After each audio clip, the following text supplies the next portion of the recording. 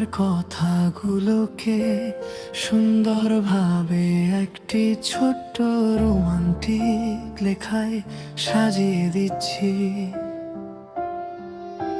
চুয়াডাঙ্গা জেলার দামুর হুদা থানার কুতুবপুর গ্রামের এক মিষ্টি হাসির মেয়ে।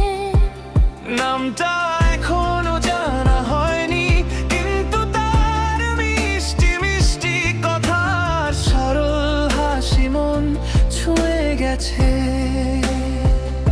তাকে যত দেখি ততই মনে হয় যেন তার কথার মধ্যেই লুকিয়ে আছে এক অন্যরকম মায়া।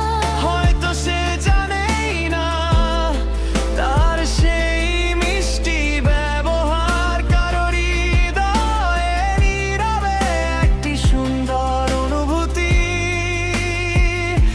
জন্ম দিয়েছে। আমি শুধু চাই সে সব সময় হাসি খুশি থাকুক, কারণ তার হাসি যেন চারপাশকে আরো সুন্দর করে তোলে।